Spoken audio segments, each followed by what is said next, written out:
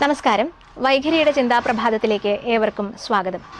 ഒരിക്കൽ ഒരു രാജാവ് കാട്ടിൽ വെച്ച് ഒരു മഹർഷിയോട് ചോദിച്ചു, മഹർഷേ, ഞാൻ വലിയൊരു സാമ്രാജ്യം ഭരിക്കുന്നുണ്ട്, പക്ഷേ എൻ്റെ മനസ്സ് എപ്പോഴും അശാന്തമാണ്. അതിനെ നിയന്ത്രിക്കാൻ എനിക്ക് എന്തെങ്കിലും മാർഗം പറഞ്ഞു തന്നാലും. മഹർഷി രാജാവിനെയും കൂട്ടി ഒരു കുതിരാലയത്തിലേക്ക് പോയി. അവിടെ ഭ്രാന്തമായി ഓടുന്ന ഒരു കുതിരയെ കാണിച്ചുകൊണ്ട് മഹർഷി പറഞ്ഞു, രാജാവേ, ഇതാണ് നിങ്ങളുടെ മനസ്സ്. ഇതിനെ നിയന്ത്രിക്കാൻ 3 ഉപായങ്ങളുണ്ട് എന്ന്. ആദ്യം കുതിരയെ ഓടാൻ അനുവദിക്കുക, അതിനെ നിയന്ത്രിക്കാതിരിക്കുക. അത് താനെ വേഗത കുറച്ചുകൊള്ളും. ഓടുന്ന മനസ്സിനെ ബലമായി നിയന്ത്രിക്കാതിരിക്കുക, താനെ മനസ്സും ശാന്തമായിക്കൊള്ളും. സാക്ഷിഭാവത്തിൽ ആദ്യം അതിനെ നിരീക്ഷിക്കുക. ആദ്യത്തെ പടിയാണ് നിരീക്ഷണം.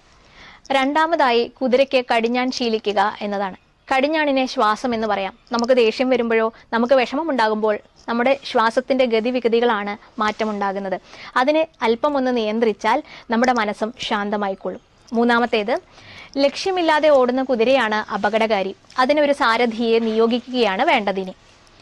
ബുദ്ധിയാണ് സാരഥി. ബുദ്ധി ഉപയോഗിച്ച് മനസ്സാകുന്ന കുതിരയ്ക്ക് സത്ചിന്തകൾ, സദ്വഴികൾ കാണിച്ചു കൊടുത്താൽ അത് പതുക്കെ ലക്ഷ്യത്തിലേക്ക് എത്തിക്കൊള്ളും.